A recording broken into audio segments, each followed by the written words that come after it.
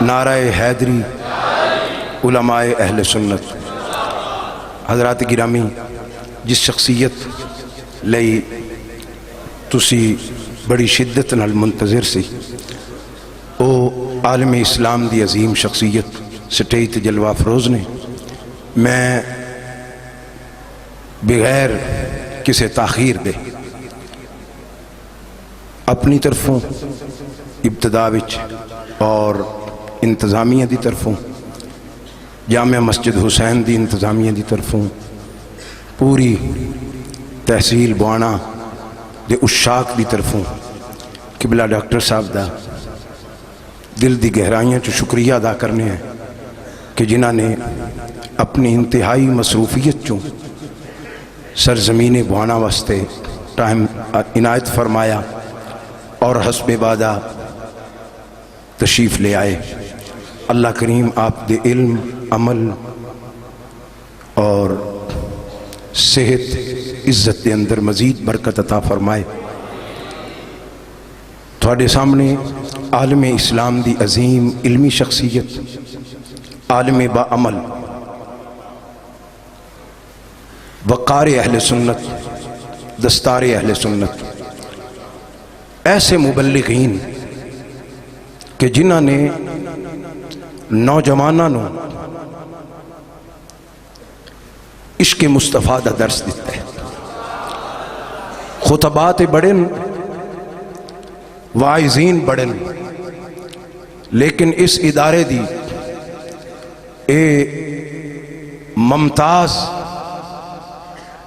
علمی حیثیت ہے کہ آن والیاں نو ایک فکر، ایک درد اور اتباع رسول دی ایسی دعوت دن کہ لوگاں دے دلاں وچ ایسا اثر ہوندا ہے، ہزاراں نہیں، لکھاں نہیں، کروڑاں قلوب عشق رسول نال الحمدللہ منور و روشن ہو چکے ہیں۔ تو میں عرض کراں گا، عالم اسلام دی عظیم علمی شخصیت، عظیم مذہبی سکالر، فاضل جلیل، عالم نبیل، حضرت علامہ مولانا ڈاکٹر محمد عبداللہ مصطفی صاحب کہ آپ تشریف لے آن اور اپنے فکری عالمانہ خطاب لاجواب دنال ساڑھے دلان منور فرمان۔ آپ دی آمد تو قبل زور نال، محبت نال، اس عقیدت نال نعرہ لاؤ کہ آپ نو پتہ چلے کہ اے عاشقان مصطفیٰ کتنی محبت نال میں سننا چاندن۔ نعرہ تکبیر! ماشاءاللہ، بہت توڑی محبت ہے، بہت توڑا پیار ہے، تھوڑا جا اور زور لا دیو۔ نعرہ تکبیر! نعرہ رسالت! نعرہ رسالت! نعرہ تحقیق! نعرہ حیدری! میلاد مصطفیٰ! آمد مصطفیٰ! آمد مصطفیٰ! اللہ تعالی و تبارک فی القرآن المجید والفرقان الحمید۔ لقد کان لکم فی رسول اللہ اسوۃ حسنہ۔ صدق اللہ العظیم۔ اللہم صلی علی سیدنا و مولانا محمد و بارک وسلم وصلی علیہ۔ حمد و صلاۃ کے بعد عزتوں کی مسند پر جلوہ فراز، عالی مرتبت، ذی وقار، محترم، محتشم علماء کرام اور واجب الاحترام ذوی الاحتشام برادران اسلام، السلام علیکم ورحمۃ اللہ وبرکاتہ۔ باتوفیق باری تعالی مجھے اور آپ کو حضور علیہ السلام کے ذکر جمیل کی سعادت مندیاں نصیب ہو رہی ہیں۔ دعا ہے اللہ تعالی میری اور آپ کی حاضری کا ایک ایک لمحہ قبول فرمائے اور قابل عمل باتوں پر توفیق عمل نصیب فرمائے۔ آپ جانتے ہیں کہ اللہ کے رسول صلی اللہ علیہ وآلہ وسلم کی جس وقت ولادت ہوئی تو 7 دن تک اپنی والدہ حضرت آمینہ سلام اللہ علیہ کا دودھ پیا۔ 8ویں دن یہ اعزاز دشمن اسلام ابو لہب کی کنیز سویبہ کو حاصل ہوا، اس نے حضور علیہ السلام کو دودھ بھی پلایا اور دیکھ بھال بھی کی۔ یار یہ چند دن کا دودھ تھا، یہ چند دن کی دیکھ بھال تھی، لیکن میرے آقا نے سویبہ کے اس احسان کو پوری زندگی یاد رکھا۔ مکے میں تھے تو میری ماں کہہ کے پکارا کرتے، مدنی دور آیا تو یہاں مدینے سے ان کے لیے کپڑے بھی بھجوایا کرتے اور رقم کا بھی بندوبست کیا کرتے۔ یہ ہے شریعت، یہ ہے سیرت جو حضور لے کر آئے۔ میرے حضور تشریف فرما تھے، دور سے ایک بوڑھی خاتون کو اپنی طرف آتے دیکھا۔ آقا کریم علیہ السلام کی نظر پڑی تو میرے حضور اٹھ کھڑے ہوئے، میری ماں پکارتے ہوئے اور دوڑ لگاتے ہوئے ان کے قریب پہنچے، پھر کندھوں سے وہ چادر اتار کر نیچے زمین پر بچھا دی جسے میں اور آپ کائنات کا قیمتی اثاثہ سمجھتے ہیں۔ اپنی والدہ کو اس چادر کے اوپر بٹھایا، کان لگا کر گھنٹوں ان کی باتیں سنی، اور جب وہ بوڑھی خاتون خود اٹھ کر واپس جانے لگیں تو کسی نے راوی سے پوچھ لیا، یہ آنے والی خوش قسمت خاتون کون تھیں کہ حضور علیہ السلام نے اپنے کندھوں کی چادر ان کے قدموں کے نیچے بچھا دی؟ تو بتانے والے نے بتایا کہ تمہیں نہیں پتا، یہی تو حضور علیہ السلام کی رضائی والدہ حضرت حلیمہ سعدیہ سلام اللہ علیہا تھے۔ سگی ماں تو سگی ماں ہے یار، میرے حضور نے تو دودھ پلانے والی ماں کو بھی اتنی عزت عطا کی ہے۔ میرے حضور آئے تو کیا محبتوں بھرا پیغام لے کر آئے۔ آقا کریم علیہ السلام ایک دن صحابہ کو نماز پڑھانے آئے، تا حد نگاہ صحابہ نے اٹھ کر حضور کا استقبال کیا، محبتوں بھرا یہ ہجوم دیکھا تو چھم چھم آنکھوں سے آنسو برسنے لگے۔ ایک ٹھنڈی آہ بری اور کیا فرمایا، لو ادرکت والدیہ او احدہما، کاش آج میرے ماں باپ بھی زندہ ہوتے یا ان میں سے کوئی ایک ہی زندہ ہوتا، پھر میں لوگوں کو نماز عشاء پڑھا رہا ہوتا، اس میں سورہ فاتحہ کی تلاوت کر رہا ہوتا، پھر میری ماں کو میرے ساتھ کوئی کام یاد آ جاتا، وہ دروازے پہ آتی، چلمن سرکاتی، اپنے میٹھے اور پیار بھرے لہجے میں فرماتی، ابنی محمد، میرے بیٹے محمد میری بات تو سنو۔ کہا لوگوں میں نماز کا مصلی چھوڑ کر پہلے ماں کی بات کو سن لیتا۔ زمانے کو عملاً بتایا کہ ماں کا وجود کتنا معتبر ہوتا ہے۔ میرے حضور تشریف فرما تھے، ایک نوجوان حاضر خدمت ہوا، آ کر عرض کرتا ہے کہ حضور میں جہاد پہ جانا چاہتا ہوں۔ میرے آقا پوچھتے ہیں، احیٌ والدہ کا، کیا تیرے ماں باپ زندہ ہیں؟ قال نعم، جی حضور زندہ ہیں۔ قال ففیہما فجاہد، فرمایا جاؤ ان کی خدمت کرو، یہی تمہارے لیے جہاد ہے۔ ماں تڑپ رہی ہو، بیٹا جہادی تنظیم کے ساتھ جہاد کرتا پھرے، اللہ کی قسم عرش کا رحمان ناراض۔ باپ کو ضرورت ہے بیٹے کی اور بیٹا تبلیغی گشت پہ نکلا ہوا ہے، اللہ کی قسم عرش کا رحمان ناراض۔ ماں باپ بیماری میں تڑپ رہے ہیں، وہ فالج میں مبتلا ہیں، اور بیٹے پیر کی چوکھٹ پہ جھاڑو دیتے پھرتے ہیں، اللہ کی قسم عرش کا رحمان ناراض۔ یہ آج کے 2 نمبر اور ڈبے پیر تو حیثیت کیا رکھتے ہیں؟ اگر کوئی شخص ماں باپ کو تڑپتا چھوڑ کر حضور غوث اعظم رضی اللہ تعالیٰ عنہ سے بھی فیض لینا چاہے تو اسے کچھ نہیں مل سکتا۔ پہلی مرشد تو ماں ہے، سب سے بڑا پیر تو صاحب تیرے گھر تیرا باپ بیٹھا ہے، ان کی خدمت کر، یہ تیرے لیے جہاد جیسا افضل عمل ہے۔ اور یہ میں نہیں کہہ رہا، یہ اللہ کے رسول فرما رہے ہیں۔ لیکن آج ہم معاشرے کا محاسبہ تو کریں، کوئی پیر کی چوکھٹ مل کے بیٹھا ہے، کوئی یاروں کی ٹولیاں بات کرتا پھرتا ہے، اور کوئی کرکٹ کے میدان کا کپتان بنا ہوا ہے، اور کوئی راتوں گے تک دوستیاں نبھاتا پھرتا ہے۔ بیٹا اگر تو ماں باپ آپ کو اجازت دیتے ہیں، دیگر بھائی ان کی خدمت کے لیے موجود ہے تو یہ ایک الگ بات، ورنہ ماں باپ کو تڑپتا چھوڑ جائے اور یہ خیال کرتا پھرے کہ میرے لیڈر تنظیم یا پیر سے کچھ ملے گا، تو صاحب کسی چوکھٹ سے کچھ نہیں ملے گا جب تک ساتھ میں ماں باپ راضی نہیں ہوں گے۔ یار یہ کیسا ستم ہے، 60 سال کا بوڑھا باپ صبح کے وقت اٹھ کر جوان بیٹے کی منت کرتا ہے اور کہتا ہے بیٹا آج دکان پہ رش زیادہ ہے، گاہکوں کی بھی بھیڑ ہے اور میری طبیعت کچھ ٹھیک نہیں، تو بیٹا تم ذرا دکان پر وقت زیادہ دینا۔ تو نوجوان آگے سے کیا کہتا ہے، کوئی جیتا ہے تو جیے، کوئی مرتا ہے تو مرے، میں نے جمعرات کو دربار پہ ضرور جانا۔ یہ دین کس نے سکھایا بھئی؟ یہ اللہ کے رسول کی تعلیمات تو نہیں ہے، اور نہ ہی یہ دربار والوں کی تعلیمات تھی۔ یہ آج کے ان پڑھ جاہل کاروباری صوفی صاحب کا مسئلہ ہے۔ اگر 50 لوگ ہر وقت اس کے ڈیرے پہ نہ بیٹھے تو اس کا کاروبار نہیں چلتا۔ لہٰذا اپنے کاروبار کو چمکانے کی خاطر ماؤں سے بیٹے چھینے جاتے ہیں، بہنوں سے بھائی لیے جاتے ہیں، اور لوگوں کے گھروں کو برباد کر کے اپنے ڈیروں کو آباد کیا جاتا ہے۔ یہ حضور علیہ السلام کا دین نہیں ہے صاحب۔ حضور کا دین کیا ہے؟ اللہ اکبر۔ میرے حضور کا دین سیکھنا ہے، حضرت اویس کرنی رضی اللہ تعالیٰ عنہ سے سیکھ لو۔ ساری زندگی حضور کی خدمت میں حاضر نہیں ہو سکے، کسی پیر سے ملنے نہیں جانا تھا صاحب، امام الانبیاء صلی اللہ علیہ وسلم کی چوکھٹ پہ حاضر ہونا، لیکن ساری زندگی حاضری کا شرف نہیں پا سکے۔ ایک دن ماں سے عرض کی، ماں اگر مجھے اجازت دیں تو میں بھی حضور سے ملاقات نہ کروں؟ تو ماں نے کہا بیٹا چلے جاؤ لیکن جلدی واپس بھی پلٹنا۔ ماں سے اجازت لی، شوق و ورفتگی میں تڑپتے ہوئے لمحات کاٹے، اور جب در حبیب پہ حاضر ہوئے تو آ کر پوچھا میرے حضور کدھر ہیں؟ تو بتایا گیا وہ تو کسی سفر پہ تشریف لے گئے ہیں۔ حضرت اویس کرنی رضی اللہ تعالیٰ عنہ انہی قدموں پہ واپس پلٹ جاتے ہیں۔ کیوں؟ اس لیے کہ وہ یہ جانتے تھے جس رسول کی یاد میں تڑپ رہا ہوں انہی کے کہنے پر ماں کی خدمت کر رہا ہوں، اور یہ ہو نہیں سکتا کہ میرے حضور میرے حالات سے بے خبر ہوں۔ اور حقیقت بھی ایسے ہی تھی۔ اگر حضرت اویس کرنی رضی اللہ تعالیٰ عنہ یمن میں بیٹھے تڑپ رہے تھے تو یار مدینے کا حال بھی کچھ مختلف نہیں تھا۔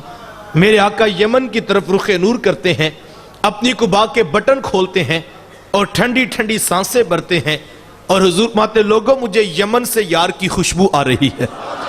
عرض کی حضور وہ اتنا پیار کرتے ہیں کہ بیٹھے یمن میں اور آپ کو یہاں خوشبو آ رہی ہے؟ حضور میں وہ میرے سے بڑا پیار کرتے ہیں۔ عرض کی حضور کا اتنا پیار کرتے ہیں تو پھر ملاقات کے لیے کیوں نہیں آئے؟ تو حضور میں ان کی بوڑھی اور نابینا ماں ہے جن کی خدمت انہیں میرے حضور آنے سے روکے ہوئے ہے، اور کوئی جائے نہ جا کر میرے اویس کو میرا سلام کہے اور اسے کہنا میری امت کی بخشش کی دعا بھی کرنا۔ یہاں سے پتہ لگا جو ماں باپ کی خدمت کرتا ہے اس کی دعائیں قبول ہوتی۔ حضرت عمر فاروق اور حضرت علی المرتضیٰ رضی اللہ تعالیٰ عنہما حضرت اویس کرنی رضی اللہ تعالیٰ عنہ کی تلاش پہ نکلے۔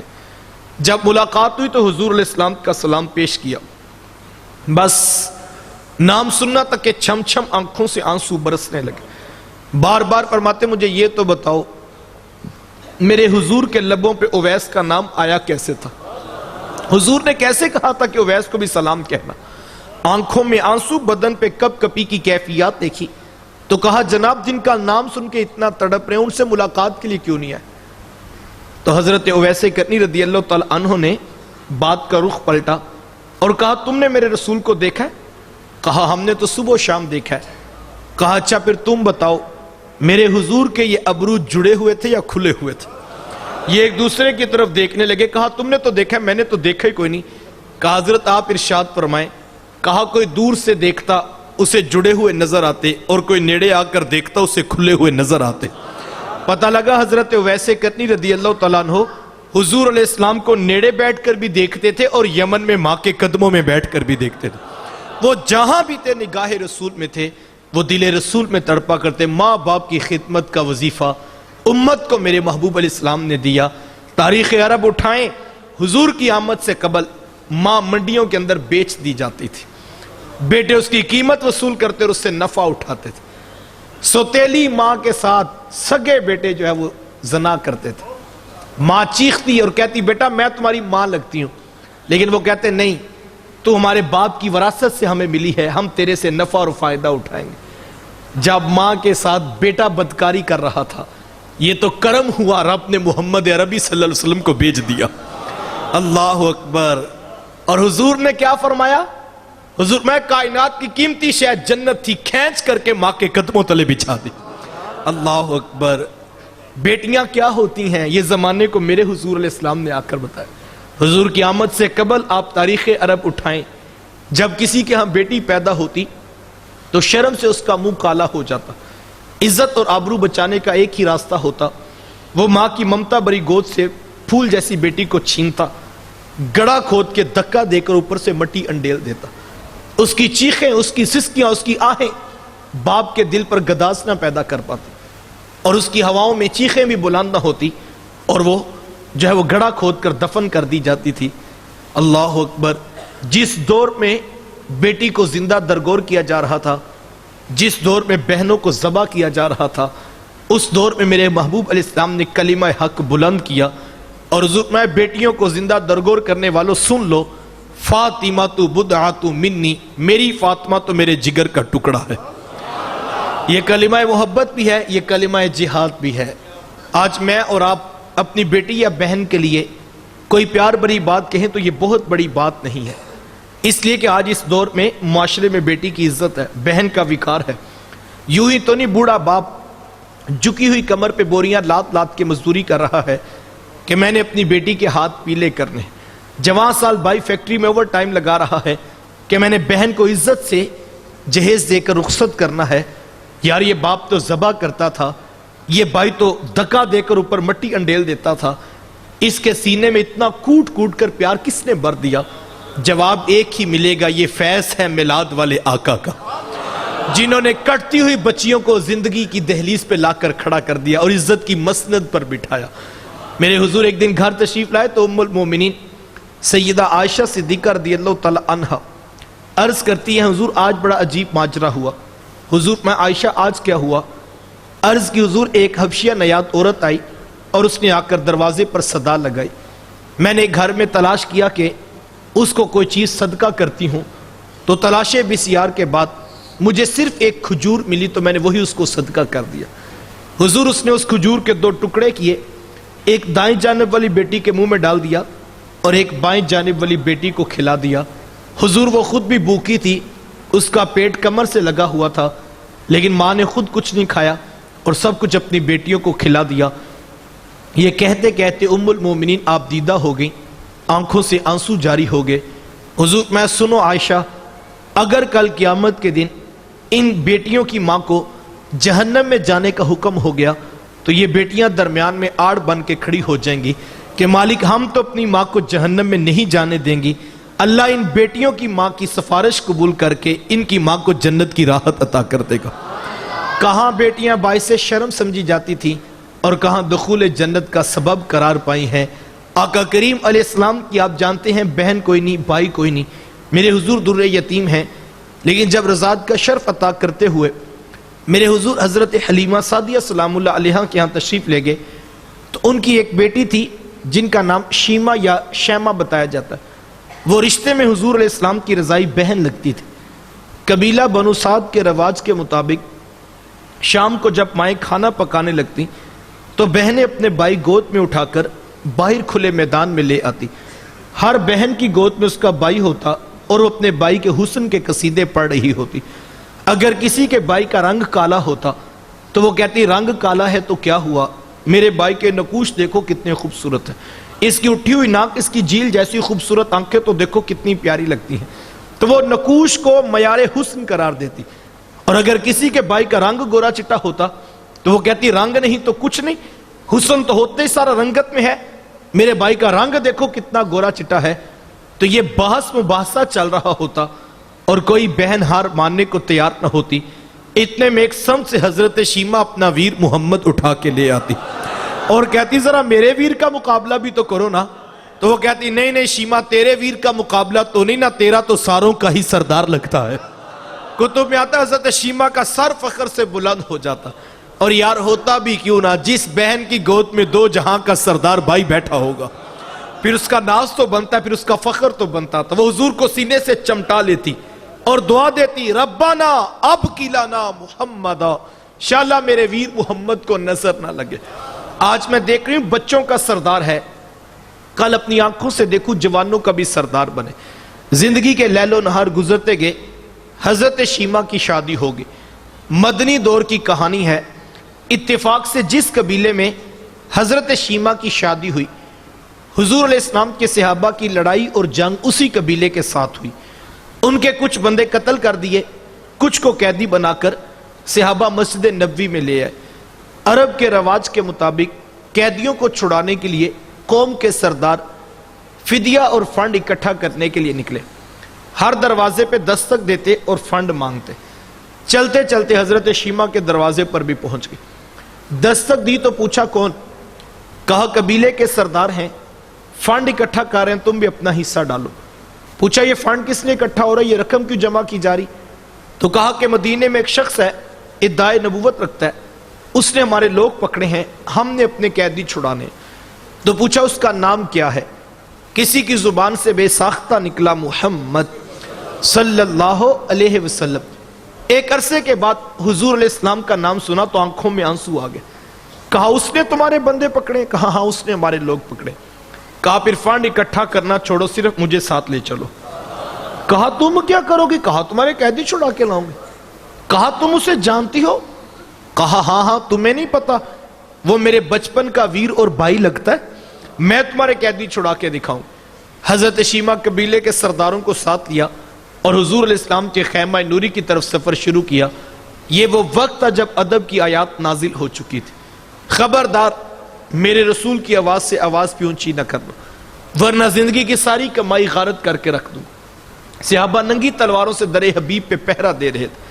حضرت شیمہ اس خیال سے کہ میں اپنے بھائی کو ملنے جا رہی ہوں، جب آگے بڑھنا چاہا تو پہرے داروں نے تلواریں سونپ دی۔ رک جا دیہاتی عورت، جانتی نہیں آگے کوچہ رسول ہے، آگے تو بغیر اجازت کے جبریل نہیں جا سکتے، تو کون ہے؟ روایت میں آتا ہے جب راستہ روکا گیا تلواریں سونپ دی گئیں تو حضرت شیمہ نے یوں ہاتھ سے تلوار کو جھٹک کے کہا خلو سبیلی وعلموا انا اخت نبیکم، کہا میری راہیں چھوڑ دو، جانتے نہیں میں تمہارے نبی کی باجی اور بہن لگتی ہوں۔ یہ آواز کانوں میں پڑی تو صحابہ کی آنکھوں پر پلکوں کی چلمنے آ گئیں، نگاہیں نیچی کر لی، تلواریں پیچھے ہٹا لی۔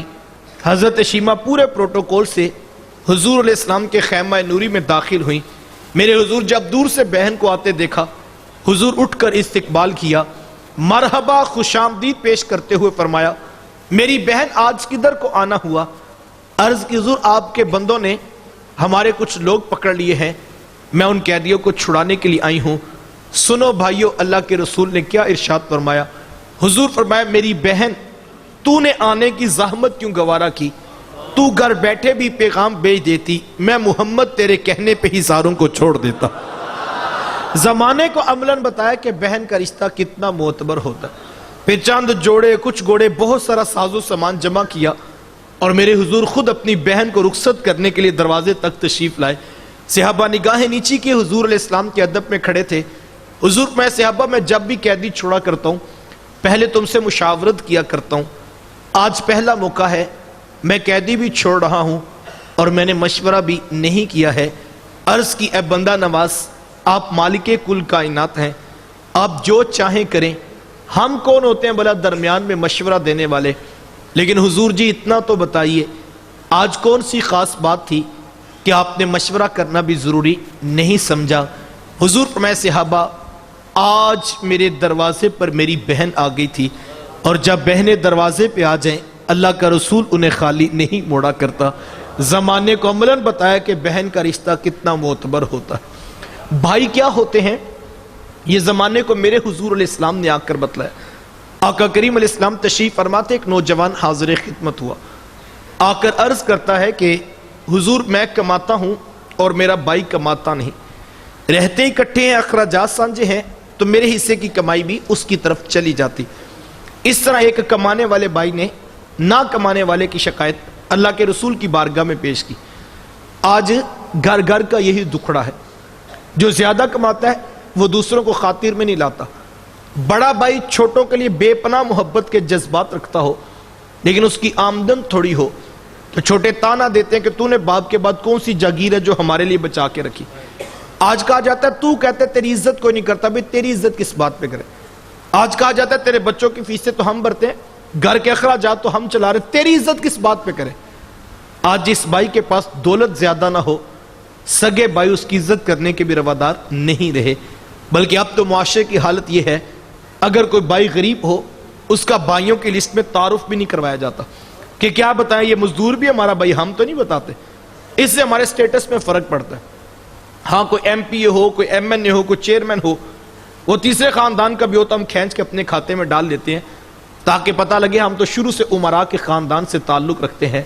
لیکن میرے حضور علیہ السلام نے کتنی بڑی بات ارشاد فرمائی۔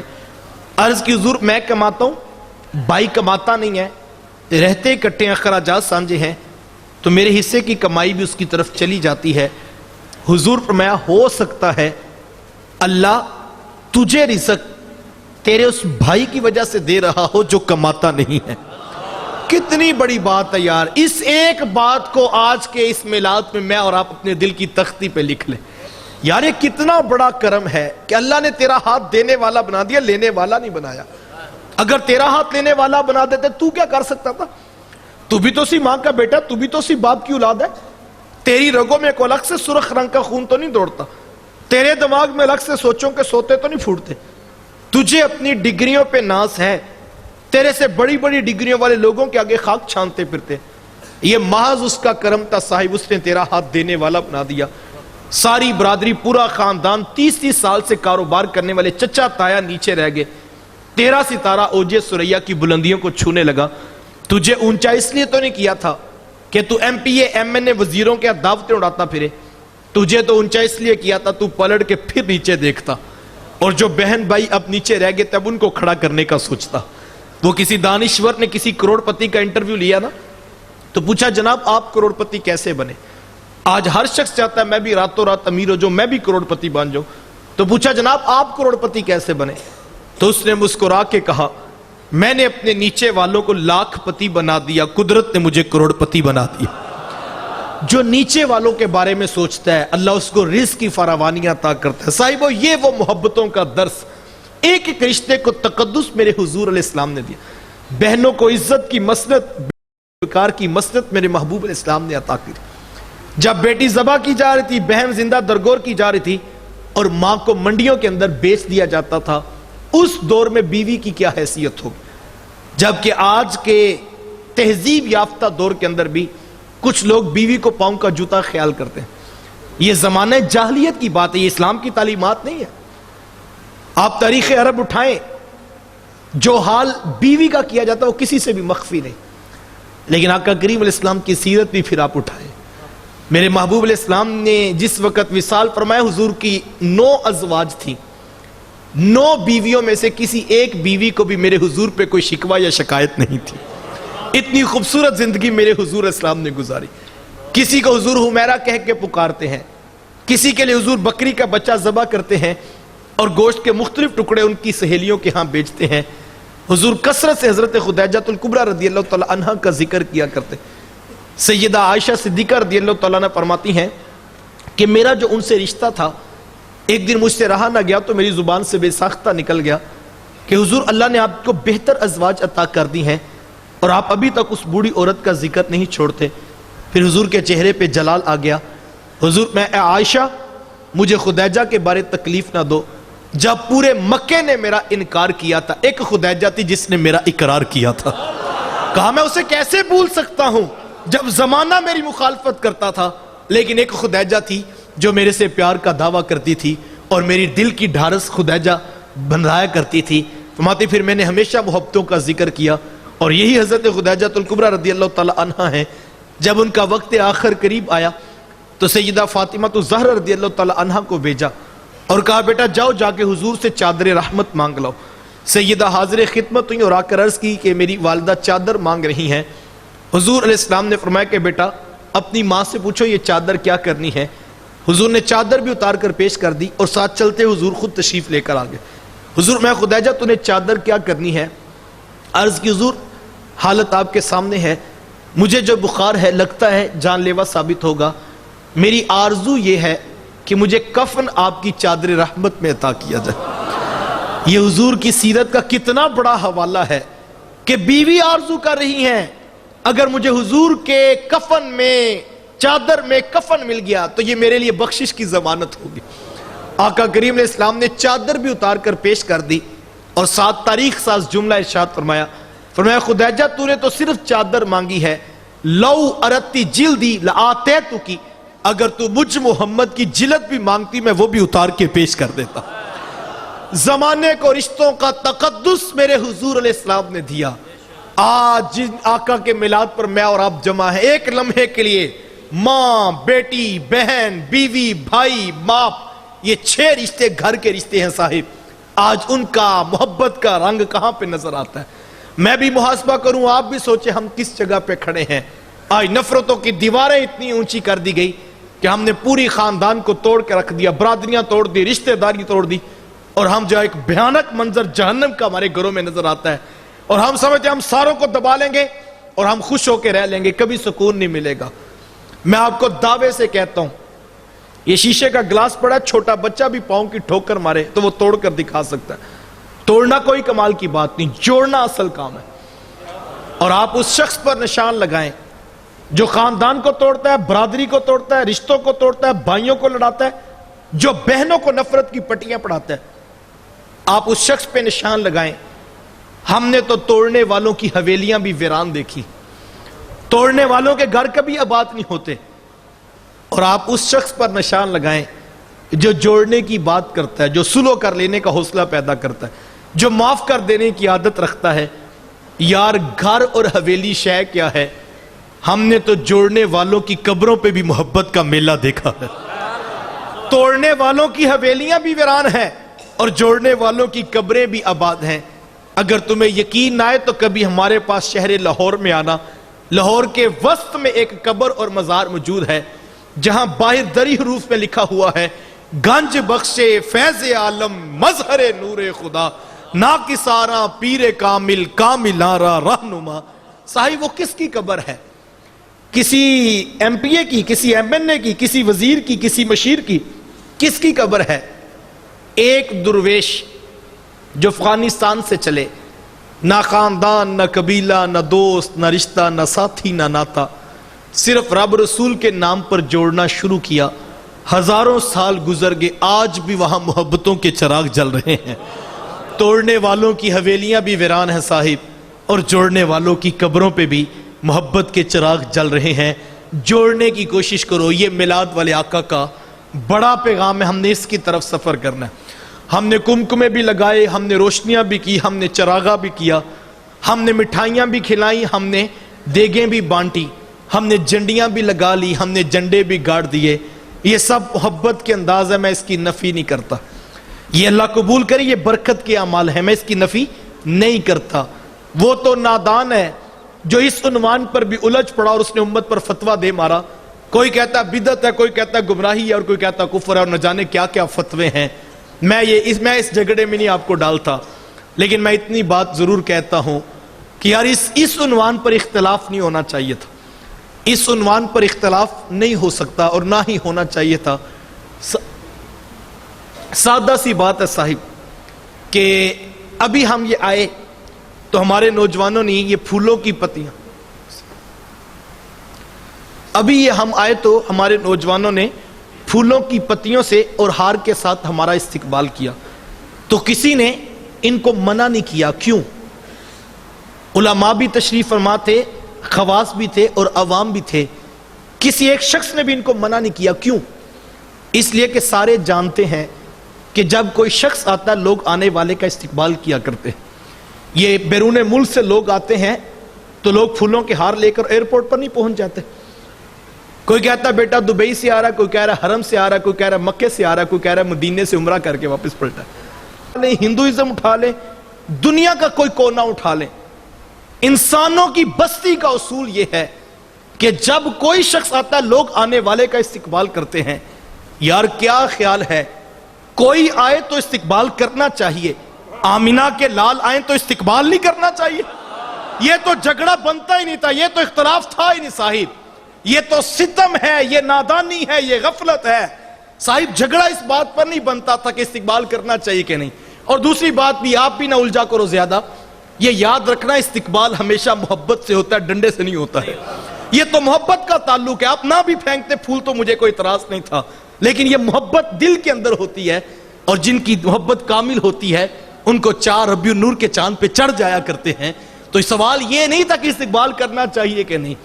ہاں یہ ضرور تھا، اگر میں آتا اور نوجوان پھول پھینکتے، کلیاں رکھتے، ہار پہناتے، اور میں وہیں سے چلا جاتا اور یہاں پر آ کر قبلہ علامہ صاحب فرماتے کہ بھئی علامہ صاحب آئے تھے، ہم نے استقبال کر دیا، اب آپ اٹھ کے واپس چلے جائیں، تو آپ کا سوال بنتا تھا حضرت آپ نے کمکمے روشن کیے، چراغا کیا، پھول پھینکے، ہار پہنائے، ہمیں اعتراض نہیں ہے، ہم آپ کا استقبال قبول کرتے ہیں، لیکن حضرت آنے والے کا آنے کا کوئی مقصد بھی تو تھا. آپ نے 7 بجے کا بٹھایا تھا، اگر 10 بجے ان کو ہی واپس بھیجنے تھا تو آنے والے کا کوئی مقصد بھی تو ہوگا نا. یار حضور آئے، ہم نے کمکمے روشن کیے، چراغاں کیا، جھنڈیاں لگائیں، ہم نے پھول پھینکے، ہم نے کلیاں بکھیری. یہ محبت کے انداز اپنی جگہ پر، لیکن یاد رکھنا صاحب، یہ آغاز سفر ہے، یہ منزل نہیں ہے. منزل حضور کی سیرت ہے، منزل حضور کا کردار ہے، منزل میرے حضور کا پیغام ہے. ہم نے منزل کا سفر بھی کرنا ہے اور ہم نے آگے بڑھ کر منزل کو اپنے سینے سے لگانا ہے. کتنا اچھا ہو کہ کوئی نوجوان آج ہماری محفل سے جب اٹھ کر جائے تو بوڑھے باپ کے سامنے ہاتھ جوڑ کر پاؤں پکڑ کر معافی مانگ لے اور کہ ابا جی بڑی غلطیاں ہوگی، بڑی خطائیں ہوگی، آج کے بات نہ لہجہ اونچا ہوگا نہ آپ کی گستاخی ہوگی، مجھے معاف کر دیجئے. باپ پکڑ کر بیٹے کو سینے سے لگا لے اور کہ بیٹا میں بھی اس بات پہ خوش ہوں کہ تجھے غلطیوں کا احساس ہو گیا، میں بھی تجھے معاف کرتا ہوں، لیکن یہ بھی تو بتاؤ یہ اتنی اچھی باتیں کہاں سے سیکھ کر آئے ہو؟ وہ کہ بابا آپ کو نہیں پتا، رات انہی کا تو میلاد سنا ہے جنہوں نے فرمایا تھا باپ راضی ہے تو عرش کا رحمان بھی راضی ہے. یہ بھی ایک میلاد ہوتا ہے. ہاں کوئی جا کے بوڑھی ماں کے سامنے ہاتھ جوڑ کر راضی کر لے. مائیں تو پہلے راضی ہوتی ہے تو ماں ہنس کے کہے گی نا پتر میں تو پہلے راضی ہوں، لیکن یہ تو بتا یہ تجھے اتنا میٹھا لہجہ بتایا کس نے؟ وہ کہ امی آپ کو نہیں پتا، رات انہی کا تو میلاد سنا ہے کہ جنہوں نے فرمایا تھا جنت جیسی قیمتی شے بھی ماں کے قدموں کے تلے رکھی ہے. یہ بھی ایک میلاد ہوتا ہے. ہاں کوئی نوجوان صبح فجر کی نماز میں با جماعت نظر آ جائے، علامہ صاحب اسے مبارکباد دیں اور کہیں بیٹا کمال کر دیا، آج پہلی نماز فجر کی اور وہ بھی با جماعت، یہ راتوں رات تبدیلی کہاں سے آ گئی؟ وہ کہ حضرت آپ کو نہیں پتا، رات ہی تو انہی کا میلاد سنا ہے جنہوں نے فرمایا تھا میری آنکھوں کی ٹھنڈک بھی نماز میں رکھی گئی ہے. یہ بھی ایک میلاد ہوتا ہے. ہاں کوئی بہن اپنے اوپر برقعے کی چادر، حیا کا پہرا، نقاب، اوڑھنی، سکاف پہننے کا عہد کر لے، اس کی ہم جولیاں کالج اور یونیورسٹی کے گراؤنڈ میں بیٹھ کر پوچھیں کہ تو دوپٹہ بوجھ سمجھتی تھی، تو کہتی تھی یہ اولڈ فیشن ہے، یہ برقع، یہ سکاف، یہ اوڑھنی، یہ حیا کے پہرے کہاں سے آگے؟ تو کہ تمہیں نہیں پتا، رات ان کا میلاد سنا ہے جن کی بارگاہ میں حاتم تائی کی بیٹی آئی تو اپنے کندھوں کی چادر اتار کے اس کے سر کے اوپر ڈال دی تھی. اسی وقت عہد کر لیا تھا آج کے بعد کوئی غیر محرم میرا چہرہ نہیں دیکھے گا. ہاں کتنا اچھا ہو کہ کوئی تاجر جا کے سودی کاروبار سے توبہ کر لے، بینک والوں سے معذرت کر دے تو بینک والے کہیں جناب اب تو ڈیل ہو گئی ہے، اب تو بس ایک سائن کرنے ہیں اور پھر ہم نے آپ کا کاروبار لاکھوں سے اٹھا کر کروڑوں پہ پہنچا دینا ہے. لیکن وجہ تو بتائیں ہوا کو کہ نہیں جناب اب بس یہ ڈیل نہیں ہو سکتی، میں معذرت چاہتا ہوں. تو وہ کہیں گے نا جناب ہم نے مجبور تو نہیں کرنا، فیصلہ تو آپ کا ہی ہے، لیکن یہ بھی تو بتائیں آپ کا ذہن کیسے بدل گیا؟ وہ کہ تمہیں نہیں پتا، رات تو ان کا میلاد سنا ہے جنہوں نے فرمایا تھا سود کو اللہ نے حرام کیا ہے، تجارت کو اللہ نے حلال کیا ہوا ہے. یہ بھی ایک میلاد ہوتا ہے. صاحب یہ منزل ہے، اس کی طرف بھی آنا ہے، صرف کمکمے روشنیوں چراغوں تک نہ رہ جانا. صاحب منزل بڑی دور ہے، ابھی ہم نے سفر کرنا ہے اور یہ سادہ سا اصول محبت ہے. آج ہم آپ کے یہ بوانا کی طرف آ رہے تھے تو علامہ صاحب کی کال آ رہی تھی، ہم انتظار کر رہے تھے، ہم ان کو کال کرتے، یہ بار بار ہمیں کال کر رہے تھے اور پوچھ رہے تھے آپ کہاں پہنچ گئے، کب تک آئیں گے، ہم اتنے بجے خطاب کروائیں گے. یہ کیوں پوچھ رہے تھے؟ میں کئی مرتبہ پہلے بھی اس رستے سے گزرا ہوں لیکن کبھی ان کی کال نہیں آئی. آج یہ انتظار کیوں کر رہے تھے؟ اس لیے کہ میں آج ان کی راہ پہ چل رہا تھا، میں ان کے راستے پہ تھا تو ان کو میرا انتظار تھا. یار کوئی میرے گھر آئے تو میں اس کا انتظار کرتا ہوں، کوئی آپ کی طرف آئے تو آپ بھی اس کا باہر کھڑے ہو کے انتظار کرتے ہیں کہ حضرت کہاں پہ پہنچ گئے، ابھی تک آپ پہنچے کوئی نہیں. یار یہ اصول محبت ہے، یہ میں اور آپ نبھاتے ہیں اور ہم کہتے ہیں وفا کا تقاضا یہ ہے کہ جس کی راہ پہ جو چل رہا اس کو اپنے آنے والے کا انتظار اور اڈیک بڑی ہوتی ہے. یار میری اور آپ کی وفا کیا ہوگی؟ کیا خیال ہے جو عاشق سارا سال میرے حضور کی سیرت کی راہوں پہ چل رہا ہوگا، میرے حضور کو اس اپنے عاشق کا انتظار نہیں ہوگا کہ میرا عاشق میری راہوں پہ چل رہا ہے؟ اور یہ سال کے ایک جلسے والا عاشق نہیں ہے، یہ تو پنج گانا نماز والا بھی عاشق ہے، سنت کے جامع والا بھی عاشق ہے، یہ سنت کے امامے والا بھی عاشق ہے، اور یہ حلال پاکیزہ کمانے والا بھی عاشق ہے، اور یہ حیا کے پہرے بٹھانے والا بھی آنکھوں پہ، یہ بھی ایک عاشق کا گھر ہے اور یہی ایک عاشق کا مزاج ہے. تیرے ہندیاں سندیاں محبوبہ کافر ہوواں جے میں ہوواں. یہ عشق تقاضا کرتا ہے، عشق محبتوں کا امی ہے. عشق پیار کی روایت کو نبھاتا ہے، عشق اپنے لیے اپنے محبوب کو راضی کرنے کے جذبے دیتا ہے، عشق اپنے محبوب کی اداؤں پہ مر مٹنے کے جذبوں کا نام ہے۔ آؤ ان کمکموں، اس روشنیوں، ان چراغوں، ان مٹھائیوں، ان دیگوں، ان پھولوں، ان کلیوں سے ایک قدم آگے سفر کیجئے۔ اللہ ان کو بھی قبول کرے، یہ بھی باعث برکت۔ لیکن پھر کہنا چاہوں گا، یہ آغاز سفر ہے صاحب، یہ منزل نہیں ہے۔ منزل حضور کی سیرت، منزل میرے حضور کا پیغام، منزل میرے حضور کا کردار ہے۔ سادہ سی مثال دے کر بات مکمل کر دوں۔ کوئی استاذ مکرم جب وہ اپنے اسکول میں داخل ہوں تو بے طلباء ان کو پھول پیش کریں اور استقبالیہ نعرہ بھی لگا دیں اور مصافحہ کر کے ہاتھ چوم کر خوشبو کے تحفے بھی پیش کر دیں، اور جیسے استاذ مکرم کرسی پہ آ کر بیٹھیں اور کہیں بھئی وہ کل جو سبق دیا تھا وہ اب سبق بھی لے کر آ جاؤ، تو طلباء کے حضرت ہم نے آپ کو پھول نہیں پیش کیے، حضرت ہم نے خوشبو کا تحفہ نہیں آپ کو دیا، حضور آپ کے آنے پہ جھنڈیاں اور ہم نے چراغاں نہیں کیا تھا، تو مجھے بتائیں کہ استاذ المکرم خوش ہوں گے؟ وہ یہی کہیں گے نا بھئی یہ پھول، یہ کلیاں، یہ چراغاں، یہ تحائف اپنی جگہ پر، لیکن جو گھنٹہ لگا کے تمہیں کل سبق یاد کروایا تھا وہ سبق بھی تو لے کر آؤ نا۔ نیا اور آپ سوچیں کل اگر حشر میں حضور نے ہم سے پوچھ لیا کہ تمہاری کلیاں، تمہارے پھول، تمہاری خوشبوئیں، تمہاری مٹھائیاں اور دیگیں یہ اپنی جگہ پر، جس پیغام کے لیے میں نے پتھر کھائے تھے وہ سبق بھی تو لا کر دکھاؤ، وہ دین کا کام بھی تو لا کر دکھاؤ، تو میں سوچوں میں نے کیا جواب دینا ہے، آپ سوچئے ہم نے کیا جواب دینا ہے۔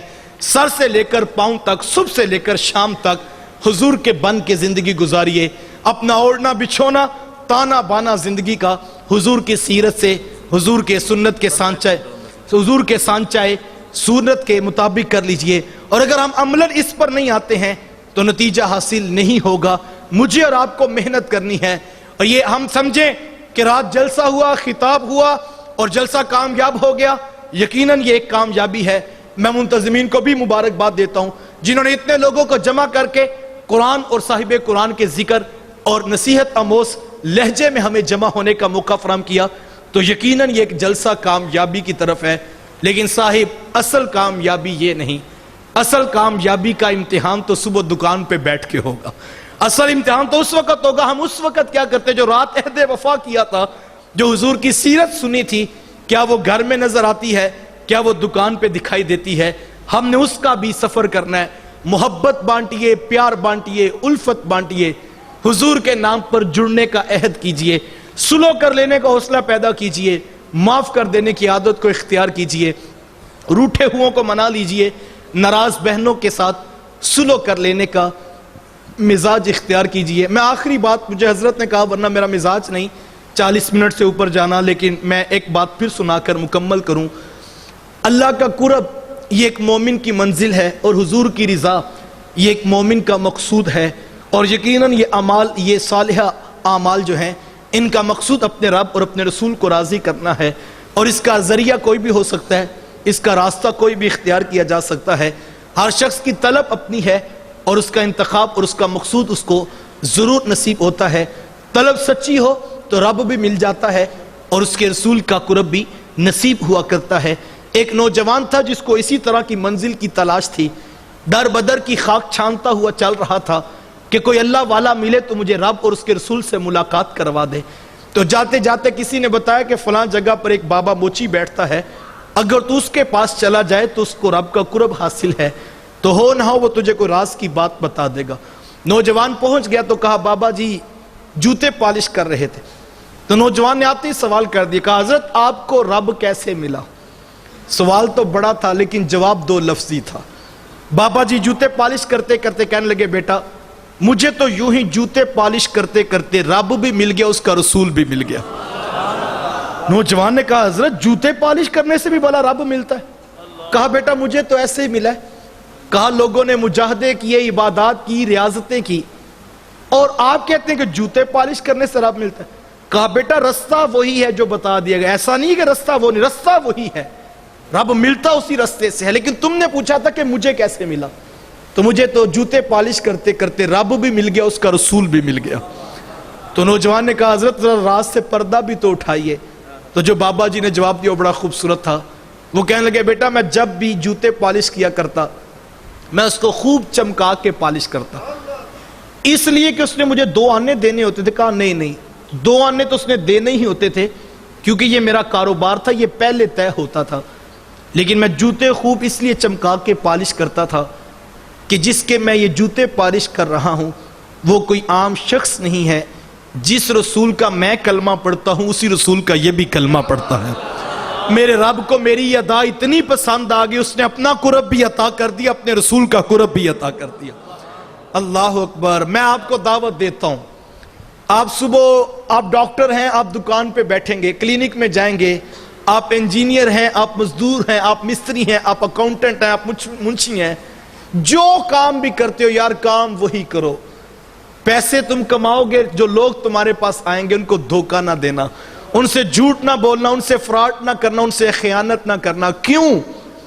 اس لیے کہ حضور کی تعلیمات ہیں، اور جو آنے والا ہے وہ کوئی پرایا نہیں، وہ تمہارے میلاد والے رسول کا امتی ہے. اس کو دھوکہ نہ دینا. اگر کل حضور نے پوچھ لیا میرا امتی تیری دکان پہ کھڑا تھا اور تو نے اس کو بھی معاف نہیں کیا، اس کو بھی لوٹ لیا، تو پھر کتنی بڑی رسوائی ہوگی. آئے حضور کی ذات سے پیار یہ ہے، حضور کی امت سے پیار کریں، ان کو دھوکہ نہ دینا، خیانت نہ کرنا، جھوٹ نہ بولنا. جو کاروبار کرتے ہو، جو روزگار کماتے ہو، اس کو 100% خالص کر لو، پاکیزہ کر لو، حلال کا کر لو، طیب اور مطہر کر لو. یہ زندگی کا خوبصورت حسن ہے اور یہ حضور کی سیرت کا روشن عنوان ہے جو مجھے اور آپ کو 100 باتوں کی ایک بات اور یہ سادہ سی بات یہ ہے، میں آپ کے بچوں سے پیار کروں تو آپ کو اچھا لگوں گا یا نہیں لگوں گا؟ آپ میرے بچوں کا منہ چومیں تو مجھے اچھے لگیں گے یا نہیں لگیں گے؟ تو یار جو حضور کے غریب امتیوں سے پیار کرے گا وہ حضور کو کتنا پیارا لگے گا. آئیے حضور کی امت سے پیار کیجئے، جھگڑے چھوڑ کر، اختلافات بھول کر اپنے رسول کی رضا کے لیے میلاد کی خوشیوں میں اور مزید رنگ بھریے، عمل سے اپنوں کو منا لیجئے، بہنوں کے سروں پہ شفقت کا ہاتھ اور بھائیوں سے وفا کیجئے، خیانت چھوڑ کر دیانتداری کی زندگی کو اپنا لیجئے. اللہ تعالیٰ مجھے آپ کو توفیقات عمل نصیب فرمائے. وآخر دعوایا ان الحمدللہ رب العالمین.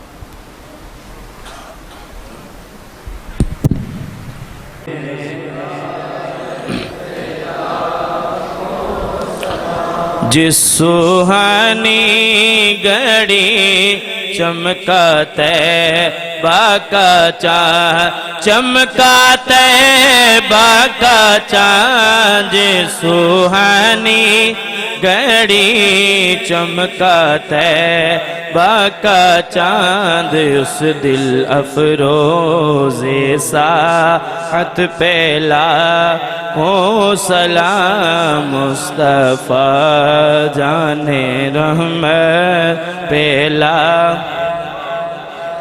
مشمع بز میں ہدایت پہلا،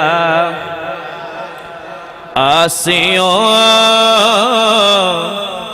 تھام لو دامن مصطفیٰ، آسیوں تھام لو دامن مصطفیٰ، پھر پڑھو رب کی رحمت پہلا ہو سلام، شمع بز میں ہدایت پہلا.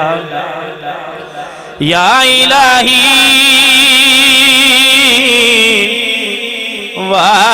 واسطہ آل رسول، یہ سلام عاجزانہ ہو قبول. تمام دوستان میں گزارش کروں گا تشریف رکھو، تواڈے واسطے لنگر دا وسیع انتظام ہے. لائناں دے وچ تسی تھوڑا جہا صفاں دے وچ بیٹھ جاؤ، جس طرح نماز واسطے صفاں وچ بیٹھا جاندا، مہربانی کر دیو، انتظامیہ نال تعاون کر دیو، لائناں دے وچ بیٹھ جاؤ تاکہ لنگر بھی آسانی نال تقسیم کیتا جا سکے.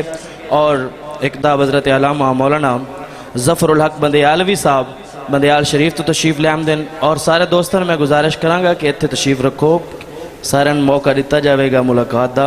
اور اسی طرح 4 ربیع الاول نو محلہ ارشاد دے وچ محفل ہے، انہاں تمام محفلاں دے اندر شرکت کر کے ثواب درائن حاصل کرنا۔ دوست سٹیج تے نام ہیں، مہربانی کر دیو، بیٹھ جاؤ بیٹھو۔ ہمارے فوت شدگان کی بخشش فرما، ہمارے بیماروں کو شفا عطا فرما، قرض کے بوجھ تلے دبی انسانیت کو چھٹکارا عطا فرما، جو والدین اولادوں کے رشتوں میں پریشان ہیں ان کے لیے اچھے اسباب پیدا فرما، جو بیٹیاں سسرال میں ذلت کی زندگیاں گزار رہی ہیں انہیں عزت کی زندگیاں نصیب فرما، جن بہنوں کے آنگن ابھی تک اولاد کی دولت سے محروم ہیں نیک صالح بیٹے نصیب فرما، اولاد والوں کی اولاد کو نیک تربیت کا نور نصیب فرما، اس مسجد کو پیار امن محبت کا مرکز بنا، یہاں آنے والوں کے قدموں کو گلزار فرما، ہمیشہ اسلام کی سچی اور سچی فکر نصیب ہوتی رہے، کام کرنے والوں کو دارین کی سعادت نصیب فرما۔ یا اللہ سر شام سے لے کر اب تک تیرے رسول کے عاشق تیرے رسول کے ذکر میں اتنا کچھ کر رہے تھے، یا اللہ سب کی کاوشوں کو ثمر بار فرما۔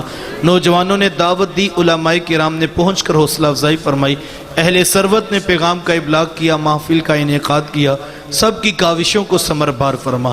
جو کہا جو سنا یہ صرف کانوں تک نہ رہ جائے، یہ ہماری روحوں میں اتار دے، ہمیں عمل کی راہوں کا مسافر فرما، ہمیں عملاً عشق رسول صلی اللہ علیہ وسلم کی خیرات نصیب فرما، اس کاوش کو اپنی بارگاہ میں قبول فرما، جو غلطیاں جو کوتاہیاں ہوئیں ان سے درگزر فرما کے شرف قبولیت عطا فرما، جن دوستوں نے ان راہوں میں خرچ کیا یا اللہ ان کے رزق میں برکتیں عطا فرما، ہماری نسلوں کو بھی حضور کے میلاد کی توفیقات نصیب فرما، حضور کا پیار ہمارا ورثہ ہے، یا اللہ مرتے دم ہمارے لیے یہ سلامتی کا سبب ہو۔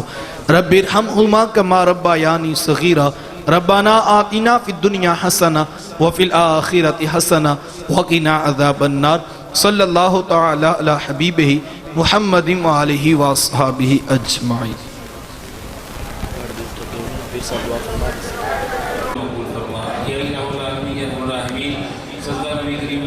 السلام کا ہم سب کو نیک بننے اور سیدھے راستے پہ چلنے کی توفیق نصیب فرما۔ یہی الہ العالمین جو سے توبہ کرتے ہیں، جو سے استغفار کرتے ہیں، یہی الہ العالمین ہم سب کو اتحاد و اتفاق نصیب فرما۔ یہی الہ العالمین پیارے نبی کریم علیہ السلام کی سنتوں پر عمل کرنے والا بنا، پیارے نبی کریم علیہ السلام کے ذات اقدس سے محبت کرنے والا بنا۔ یہی الہ العالمین جس قدر نورانی بیان سنا ہم سب کو اس پہ عمل کی توفیق نصیب فرما، بنگانہ نماز باجماعت کی توفیق نصیب فرما۔ یہی الہ العالمین جس قدر کلام پاک پڑھا گیا تیری بارگاہ میں پیش کیا گیا، پیارے نبی کریم علیہ السلام کی خدمت اقدس میں تو فضل پیش کرتے ہیں قبول فرما۔ بطفیل نبی کریم علیہ السلام تمام انبیاء کرام اہل بیت طہارت واجب مطہرات شہداء بدر شہداء کربلا اصحابہ کرام تبع تابعین غوث کتب ابدال تمام سلاسل بزرگان دین بالخصوص بالتخصیص گیران نبی تصغیر حضرت سیدنا عبدالقادر جیلانی غوث پاک رحمۃ اللہ تعالی علیہ، آپ کے توسل سے جملہ حاضرین محفل کے مرشدین کاملین تمام تر سلاسل کو بزرگان دین قیامت تک آنے والے مومن مومنات مسلمین مسلمات کے رواح کو یہ صالح ثواب پیش کرتے ہیں قبول فرما۔ بانیان محفل کے گھر سے رخصت ہونے والے بچے بوڑھے عورتیں تمام کی روح کا صالح ثواب پیش کرتے ہیں قبول فرما۔ بالخصوص حافظ علیہ صاحب رحمۃ اللہ تعالی علیہ کی روح کے صالح ثواب پیش کرتے ہیں قبول فرما۔ ثواب تکبیر اللہ اکبر اللہ اکبر لا الہ الا اللہ اللہ اکبر اللہ اکبر للہ الحمد۔ رب اجعلنی مقیم الصلاۃ ومن ذریتی ربنا وتقبل دعاء ربنا اغفر لي ولوالدي وللمؤمنين يوم يقوم الحساب۔ اللهم انك عفو کریم تحب العفو فاعف عنا یا غفور یا غفور یا غفور۔ ربنا اغفر لي ولوالدي وللمؤمنين يوم يقوم الحساب۔ یہی الہ العالمین سب کا نبی کریم علیہ السلام کو سب کے صغیرہ کبیرہ گناہ معاف فرما، بیماروں کو شفائے عاجلہ عطا فرما، تنگستوں کی تنگستی کو دور فرما، بے حالوں کی بے حالی کو دور فرما۔ یہی الہ العالمین تیری بارگاہ میں دعا لیے بیٹھے ہیں، یہی الہ العالمین تیری بارگاہ میں یہی الہ العالمین سجا کیے بیٹھے ہیں، یہی الہ العالمین ہم سب کے صغیرہ کبیرہ گناہ معاف فرما دے۔ یہی الہ العالمین یا رحم الراحمین رزق کی بندشوں کو کھول دے۔ کوئی بیمار ہے جس کسی نے بھی دعا کے لیے کہا، شیخ ندیم صاحب کا بچہ بیمار ہے، یہی الہ العالمین کو تو صحت تندرستی کلی نصیب فرما۔ میری والدہ صاحب کو گھر والوں کو بچوں کو صحت کلی نصیب فرما۔ یہی الہ العالمین یا رحم الراحمین گھروں سے نحوست نامرادی نا اتفاقی کو دور فرما۔ یہی الہ العالمین خیر و برکت کا معاملہ فرما، فضل و کرم کا معاملہ فرما، رحم و کرم کا معاملہ فرما۔ یہی الہ العالمین یا رحم الراحمین ہم سب کے صغیرہ کبیرہ گناہ معاف فرما۔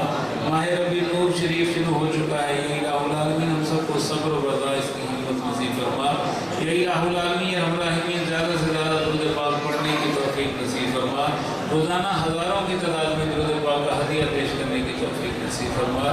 الصلاۃ والسلام علیک یا سیدی یا رسول اللہ وعلی آلک واصحابک یا سیدی یا حبیب اللہ. الصلاۃ والسلام علیک یا سیدی یا نور اللہ وعلی آلک واصحابک یا سیدی یا حبیب اللہ.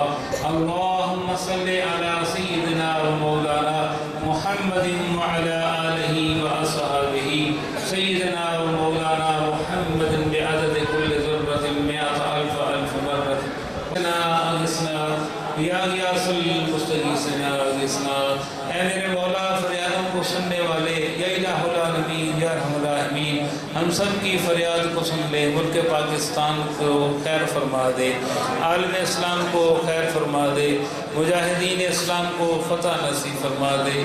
یا الہ العالمین مجاہدین کشمیر کو آزادی نصیب فرما دے.